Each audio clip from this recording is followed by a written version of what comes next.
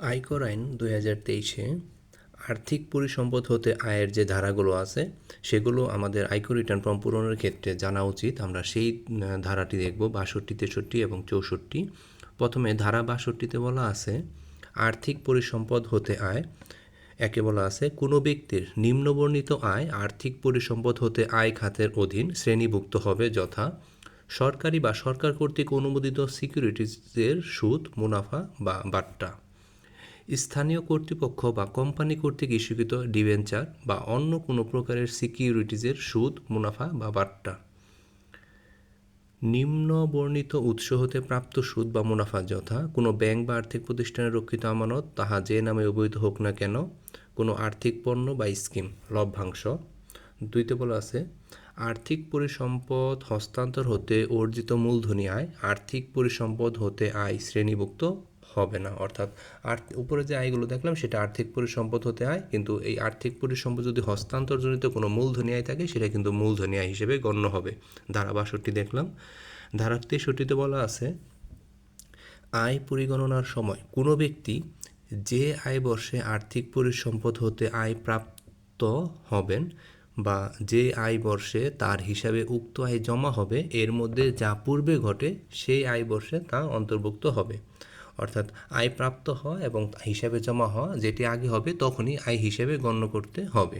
ধারা ৬২ দেখলাম। ৬৩, এবার ধারা ৬৪ দেখি আর্থিক পরিসম্পদ হতে আয় পরিগণনার ক্ষেত্রে অনুমোদনযোগ্য খরচ আর্থিক পরিসম্পদ হতে আয় খাতের আয় পরিগণনার ক্ষেত্রে নিম্নবর্ণিত খরচসমূহ অনুমোদিত হবে, যথা ব্যাংক, আর্থিক প্রতিষ্ঠান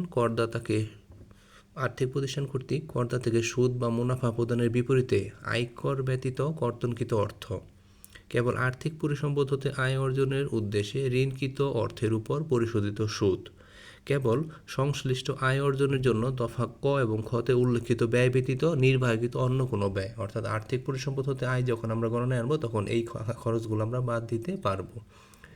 কতিপয় ক্ষেত্রে বিয়োজন অনুমোদনযোগ্য না হওয়া, অর্থাৎ আর্থিক পরিসম্পদ হতে আয় কিন্তু এই সংশ্লিষ্ট খরচ আমরা বিয়োজন করতে পারবো না। কখন?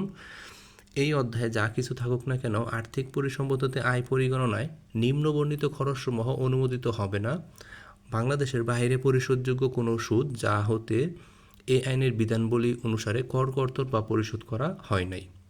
কর অব্যাহতি প্রাপ্ত প্রযোজ্য এইরূপ আর্থিক পরিসম্পদ হতে আয়ের বিপরীতে পরিশোধিত সুদ বা কমিশন। যদি কর অব্যাহতি পাই, এরকম কোনো আর্থিক পরিসম্পদ হতে আয় থাকে, সেই খরচটা কিন্তু আমাদের আবার আমরা অনুমোদনযোগ্য নয়, মানে বিয়োগ দিতে পারবো না।